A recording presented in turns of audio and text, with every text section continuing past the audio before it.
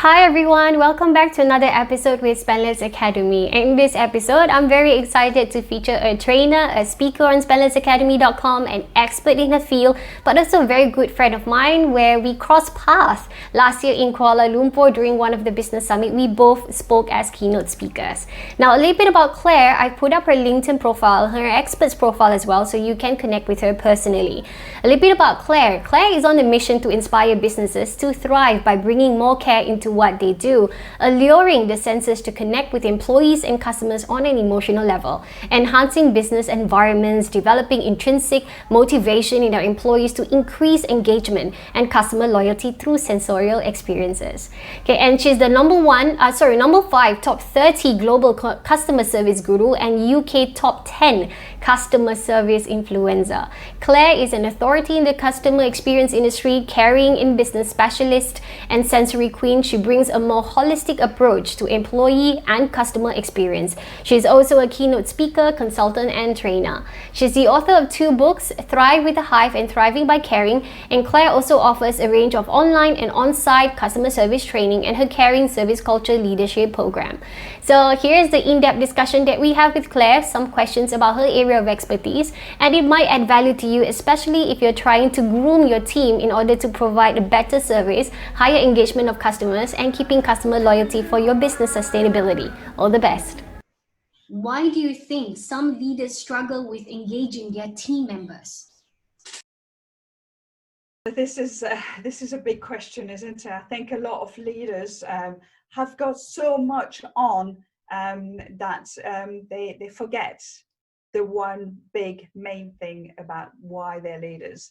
It's about caring for people. It's about caring for people, for the environment, for those around you. It's about being an inspiration. And when you don't do that, this is when they start struggling to engaging their team. When they don't, 70% of individual engagement is driven by their managers.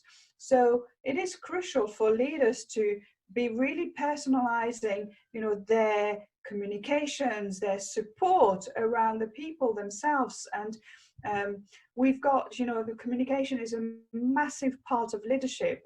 So again, if they don't communicate in an inspiring way, but in a good way, so it drills down from top to bottom. Communication is key to leadership. Also, some manager may say, oh yes, I've got an open door policy, come in, talk to me at any time, but they're actually never present and they're never in the office for anyone to actually come and talk to them about it. So being able to say you're doing something and actually doing it, and this is part of one of the word that I use all the time, it's congruence.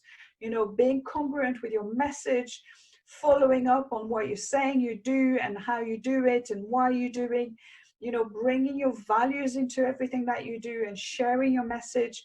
It makes people feel that they're connecting with you.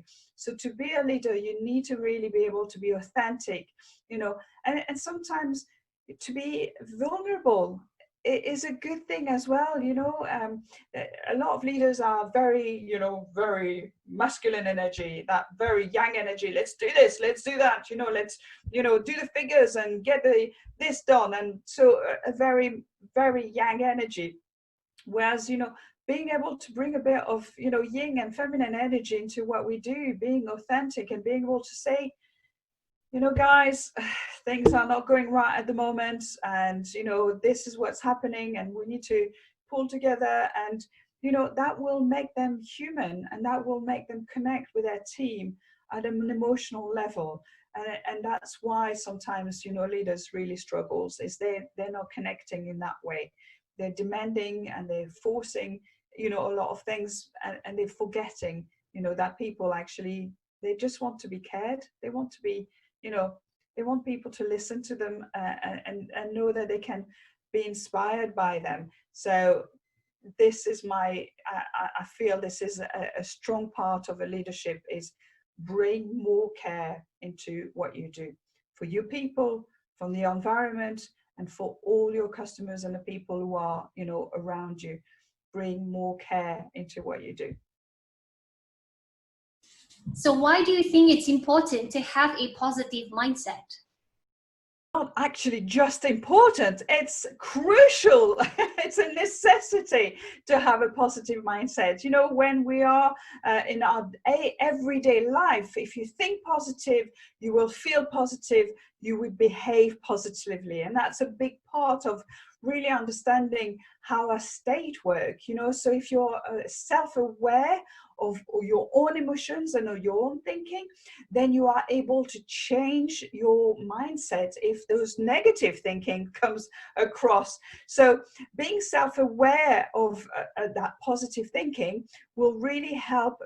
Being self-aware of your emotion and your thinking then will actually, you'll be able to self-regulate yourself. So you'll be able to actually monitor your thinking and think, well, actually, this is not a positive thought. I need to change that. I need to reframe that from a negative to a positive. Because, you know, practicing positive thinking and positive mindset every day will help you just to thrive, will help you to be happy, will help you to generate energy for the others around you. So not just for yourself, you will have energy and you will positive, but you will share that with people around you. So, you know, positive mindset is an everyday practice and it's a necessity. So look at your emotional intelligence, your resilience, how you are actually behaving with other people, and social awareness of it is so important. So let's keep positive. Absolutely. So how do you juggle your career with traveling and all while managing household and children? Yes, this has been well, actually 10 years ago, 11 years ago, I set up my business, and my children were 6 and 10 at the time. So they were small, and they didn't need me, and that was the reason why I set up my business. I wanted to be able to be a good mom as well as be able to be a successful entrepreneur. And so I got divorced at the time. I chucked my job, I sold my house so I could actually be able to create and find harmony in my life. And best thing I've ever done, really. And now the kids are older. My children are 21 and 17 now, so it's becoming easier. Different challenges, I guess, but it's also you're becoming also a role model for them, and you know, being able to show them that you can, you know, you can do this and you can do that and you can travel and you can be here and you can and with no social media, but the technology nowadays, we could be thousands of miles away from each other and we can still, you know, have a chat and we can still communicate and speak to each other. So for me, it's very important. I'm very close to my children, and I'm very close, and I think it's really important that we are, again, we're very congruent. You know, we're authentic in what's happening and what we're doing and how we're doing it, and we're a team. We're together. You know, and I think that's really important to be part of it. And so when I'm away, you know, I still keep in touch.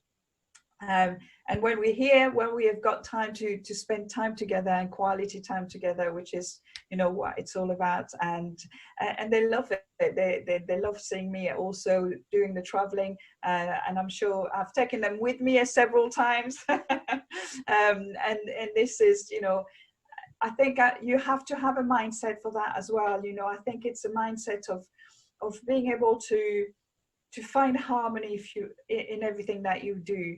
You know, we talk about balance, you know, work-life balance, and I prefer talking about harmony, because, you know, if you're happy, you can do, you know, work all hours one day, but then you can take a morning off the next day.